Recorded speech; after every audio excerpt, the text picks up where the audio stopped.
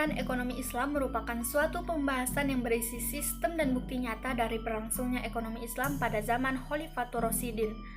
Dikatakan sejarah pemikiran ekonomi Islam karena sistem ekonomi Islam yang terjadi pada zaman dahulu akan dibahas kembali pada zaman sekarang, yang diharapkan akan mengajak manusia berpikir dan mengetahui bagaimana sistem ekonomi Islam yang berlangsung pada zaman Khalifatur Rasyidin. Pada zaman Khalifatur Rasyidin ini, sistem ekonominya tercatat sebagai sistem ekonomi yang adil, jujur, dan tegas, sehingga kehidupan rakyatnya menjadi makmur dan sejahtera tanpa adanya krisis ekonomi. Masa Khalifatur Rasyidin ini terjadi setelah wafatnya Nabi Muhammad SAW. Pada zaman itu, mereka lebih mementingkan kepentingan rakyat dibandingkan kepentingan pribadi. Harusnya ini yang bisa kita jadikan contoh dalam menjadikan sistem ekonomi Islam yang sekarang agar menjadi lebih baik lagi dan pemerataan yang merata. Padahal jika dibandingkan dengan zaman dahulu, zaman sekarang lebih canggih mengenal teknologi dan banyak wawasan dalam pemahaman tentang ekonomi Islam yang baik. Tetapi masih banyak rakyat mengalami krisis ekonomi karena masih banyak orang yang haus akan kekuasaan, sehingga lebih mementingkan dirinya sendiri dibandingkan rakyatnya.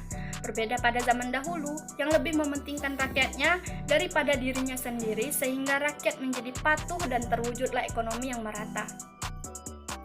Sejarah pemikiran ekonomi Islam pada zaman Khalifatur Rasyidin ini terjadi pada masa kepemimpinan sahabat Nabi, yaitu adalah Abu Bakar As-Siddiq, Umar bin Khattab, Utsman bin Affan, dan Ali bin Abi Thalib.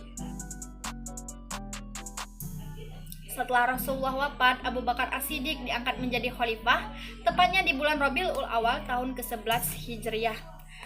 Dalam upaya meningkatkan perekonomian, Abu Bakar melakukan berbagai kebijakan ekonomi agar tercapai kesejahteraan kaum muslimin. Dalam kebijakannya, beliau menyatakan perang terhadap orang-orang yang menolak membayar zakat. Sebab zakat bukanlah kewajiban individu yang bergantung pada kehendak masing-masing, melainkan zakat adalah suatu kewajiban yang dilaksanakan di bawah pengawasan khalifah, yang artinya khalifah akan memberikan sanksi atau hukuman terhadap mereka yang enggan melaksanakan zakat. Dari hasil pengumpulan zakat tersebut akan dijadikan pendapatan dan disimpan di Baitul Mal atau kas negara untuk langsung disalurkan seluruhnya kepada kaum muslimin. Pada saat itu, urusan keuangan dipegang oleh Abu Ubaidah Amir bin Jarrah, yang namanya tersebut diberikan Rasulullah, orang kepercayaan umat. Nah, pada awalnya kantor Baitul Mal terletak di kota Sunuh yang berjarak 1 batu dari Masjid Nabawi. Nah, pada saat Abu Bakar pindah kediaman di dekat Masjid Nabawi, Baitul Mal ini diletakkan di rumahnya sendiri. Akan tetapi, kas itu selalu kosong karena setiap pembendaharaan yang masuk langsung dimanfaatkan dan dibagikan kepada warga negara. Abu Bakar menggunakan konsep Rasulullah dalam kebijakan tanah hasil taklukan, yaitu dengan tetap diberikan kepada kaum muslimin dan sebagian lainnya dijadikan tanggungan negara. Sedangkan dalam menangani tanah-tanah orang-orang murtad, beliau mengambil alih tanah tersebut kemudian dimanfaatkan demi kepentingan umat muslim. Dalam menyalurkan harta Baitul Mal, Abu Bakar menerapkan prinsip kesamarataan atau tasawi, yaitu memberikan jumlah yang sama kepada semua sahabat Rasul dan tidak membedakan sahabat terlebih dahulu masuk Islam dengan sahabat yang kemudian, antara hamba dan yang merdeka, antara pria dan wanita. Menurutnya, dalam hal keutamaan beriman, Allah Subhanahu wa Ta'ala lah yang akan memberikan ganjarannya. Sedangkan dalam masalah kebutuhan hidup, prinsip kesamarataan lebih baik daripada prinsip keutamaan. Namun yang menarik dari kepemimpinan Abu Bakar ini adalah ketika menjelang wafatnya, yaitu dengan mengembalikan kekayaan pada negara. Beliau sangat mementingkan kondisi rakyatnya daripada kepentingan individu dan keluarganya. Abu Bakar juga menanyakan mengenai berapa banyak fasilitas yang telah dinikmatinya selama menjadi khalifah. Ia langsung memerintahkan untuk segera mengalihkan semua fasilitas tersebut kepada pemimpin selanjutnya nanti. Dan bahkan gaji yang ia terima pada masa kekhalifahannya diambil dari Baitul Mal yang ketika itu dijumlahkan berjumlah 8.000 dirham. Beliau ganti dengan menjual sebagian tanah yang dia miliki dan seluruh hasil penjualan tanah tersebut diberikan untuk pendanaan negara. Dan ketika beliau wafat, hanya ditemukan 1 dirham di dalam pembendaharaan negara. Apabila pendapatan meningkat, maka setiap warga negara akan mendapatkan manfaat yang sama dan tidak seorang pun dibiarkan hidup dalam kemiskinan.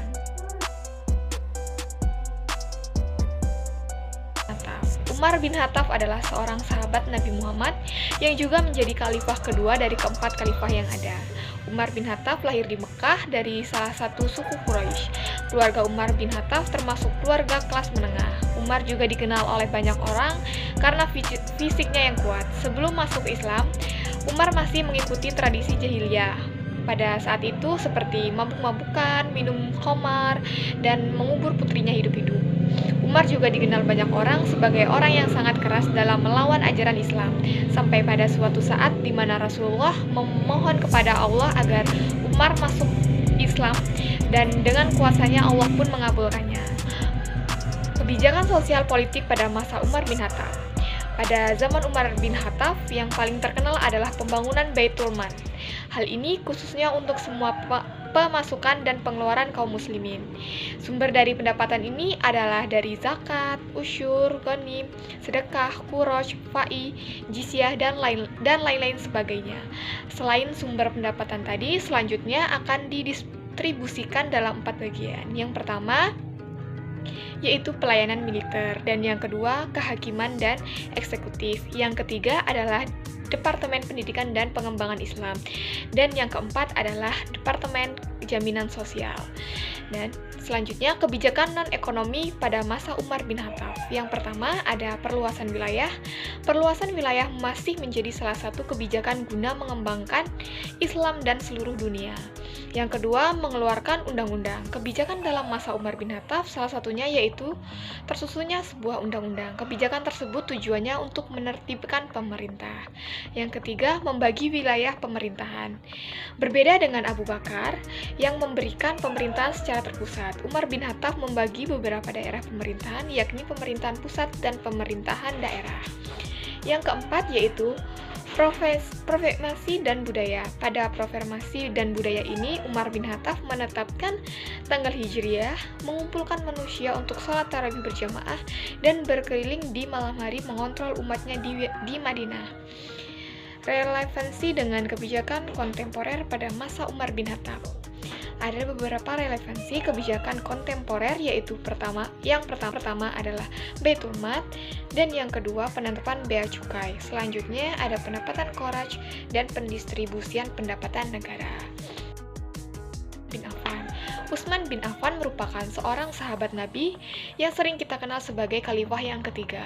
Utsman adalah potongan dari Bani Umayyah yang merupakan keluarga terpandang di Makkah saat itu. Utsman bin Affan dikenal sebagai pedagang paling kaya, yang dermawan dan murah hati. Utsman memiliki sifat utama yaitu Utsman memiliki dua sifat utama, yaitu yang pertama rasa malu dan yang kedua sifat pemurah. Utsman bin Affan menikah dengan dua putri Rasulullah, yaitu Ruqayyah dan Ummu Kalsum. Oleh sebab itulah ia disebut Zun Urain, yang berarti di antara dua cahaya. Utsman adalah salah seorang dari 10 orang yang mendapat jaminan untuk masuk surga. Utsman diangkat menjadi Khalifah Ur-Rasyidin yang ketiga saat Khalifah Ur-Rasyidin sebelumnya yaitu Umar bin Khattab dibunuh.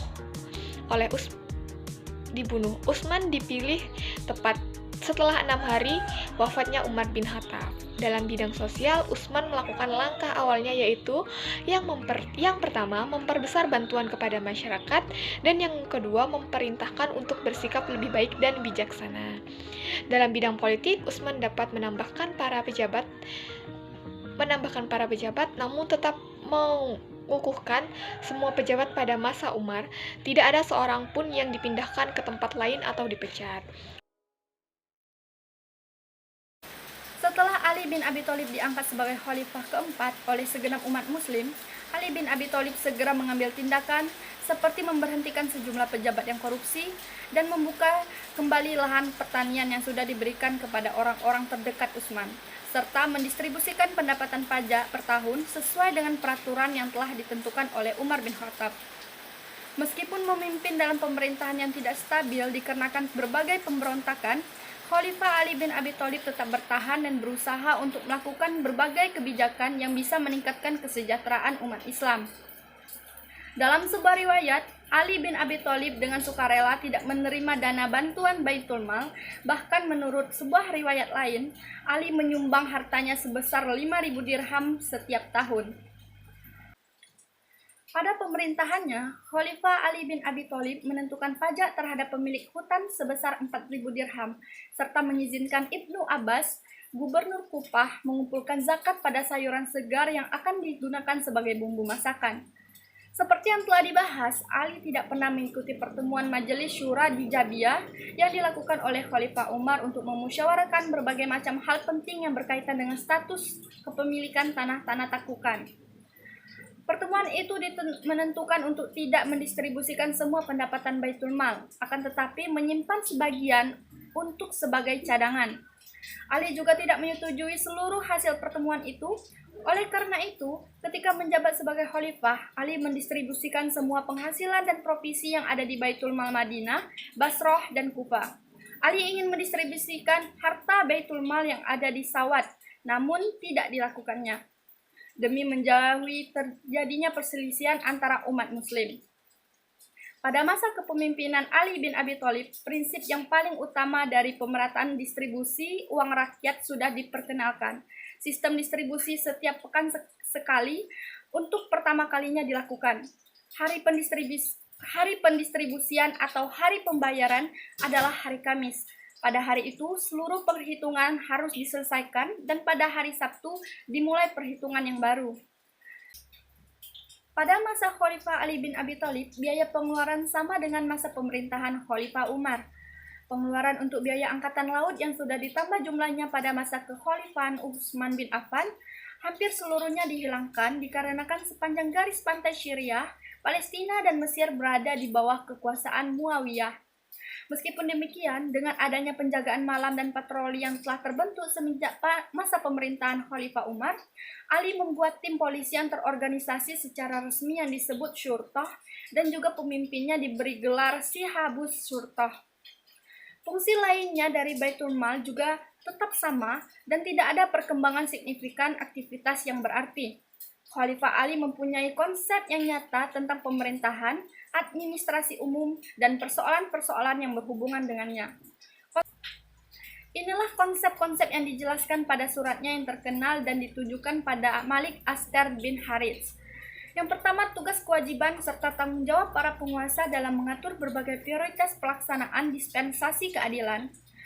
Kemudian pengawasan terhadap para pejabat tinggi dan staf-stafnya, kelebihan dan kekurangan para jaksa, hakim, dan abdi hukum lainnya.